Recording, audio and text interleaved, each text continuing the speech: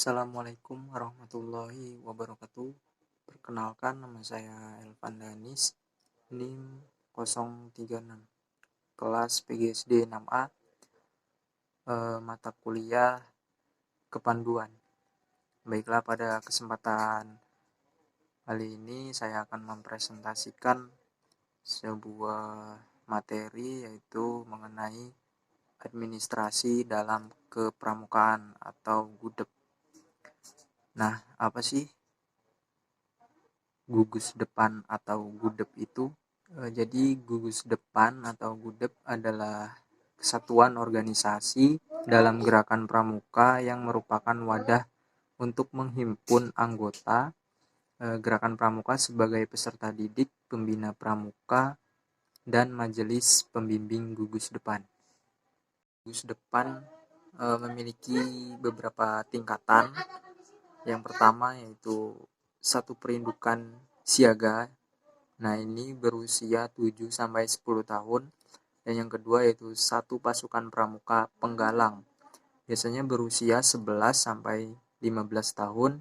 Dan yang ketiga yaitu ambalan pramuka penegak berusia 16 sampai 20 tahun. Dan yang terakhir yaitu satu racana pramuka atau pandega berusia 21 sampai 25 tahun. Baik, slide selanjutnya yaitu administrasi GUDEP. Nah, sebelum kita membahas mengenai administrasi GUDEP, sebaiknya kita menjelaskan terlebih dahulu apa sih administrasi dalam arti luas. Jadi administrasi dalam arti luas adalah semua pekerjaan, kegiatan, dan usaha-usaha pembinaan di dalam organisasi gerakan pramuka. Sedangkan administrasi dalam arti terbatas, sempit, ialah meliputi penataan dan penertiban secara tertulis dan ketentuan, yaitu kegiatan-kegiatan yang disebut tata usaha dalam gugus depan gerakan pramuka. GUDEP sebagai pusat gerak dan wadah pembinaan pramuka perlu adanya dukungan administrasi secara tertib namun sederhana. Nah, selanjutnya kita membahas mengenai apa sih administrasi gugus depan itu. Jadi administrasi gugus depan adalah semua perencanaan, kegiatan, dan tata usaha, tata cara tulis menulis dalam lingkungan gugus depan atau GUDEP.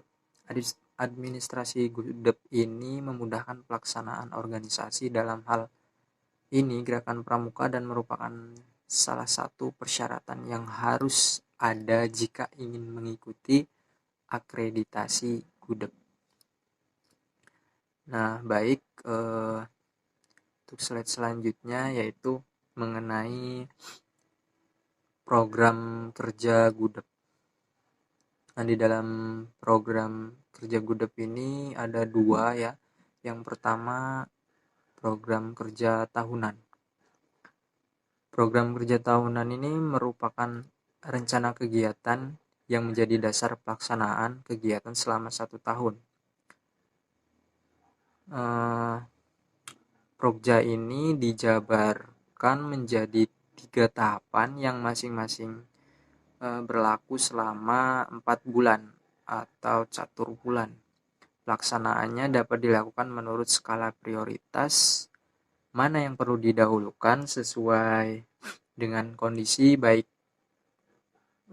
kondisi tadi maksudnya dan lingkungannya. Yang kedua yaitu mengenai program kerja mingguan. Nah, program kerja mingguan ini memuat runtutan kegiatan yang akan dilaksanakan pada waktu latihan rutin. Untuk slide selanjutnya mengenai pembukuan. Nah, pembukuan ini terdiri dari 11 macam.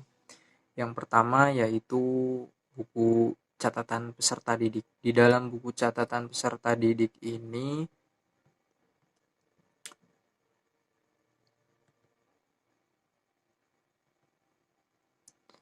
Eh, Buku tersebut ini dipegang oleh ketua gudep dan harus selalu dimutakhirkan. Buku catatan pribadi ini berisi yang pertama itu nama lengkap, nama kecil, nama panggilan ya.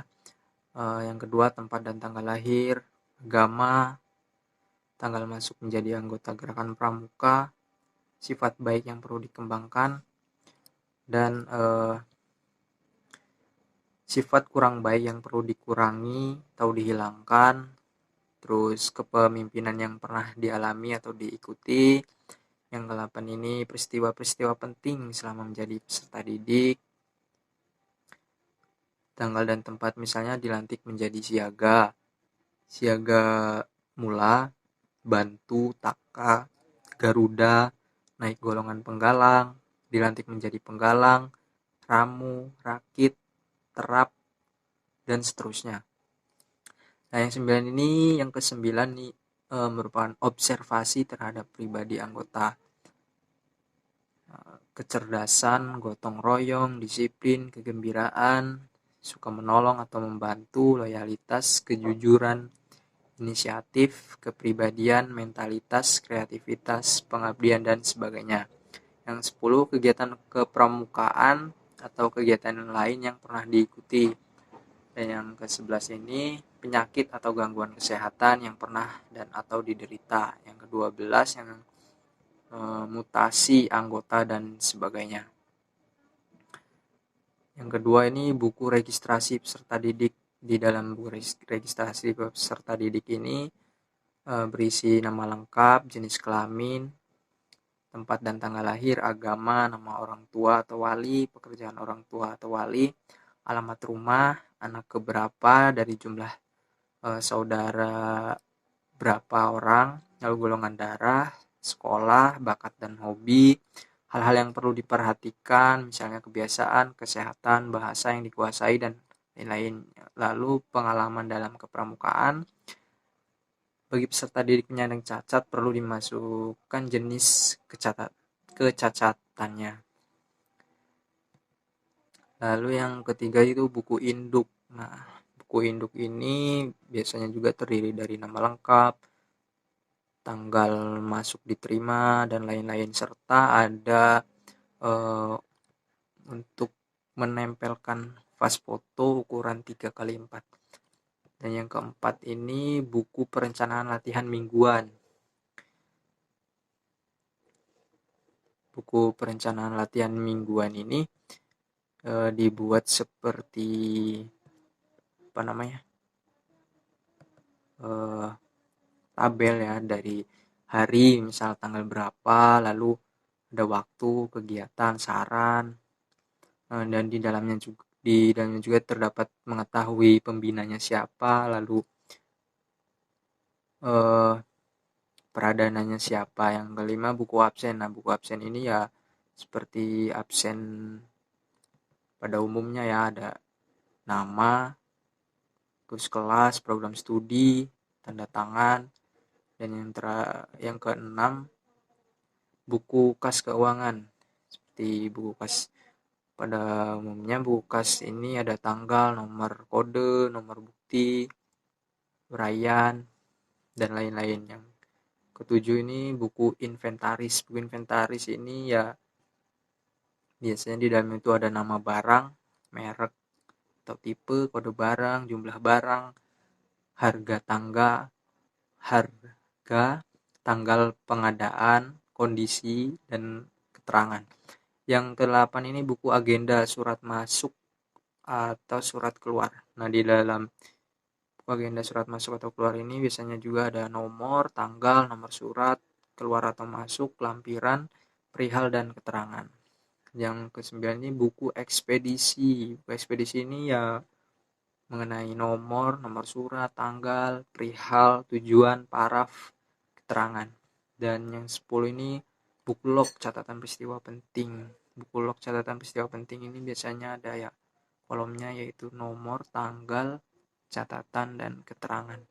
Yang ke-11 ini buku tamu. Buku tamu ini biasanya juga terdapat nomor, hari atau tanggal, waktu, nama, jabatan atau asal, tujuan, serta tanda tangan. Nah, untuk slide selanjutnya kita membahas mengenai apa sih surat menyurat. Itu dibagi dalam dua macam.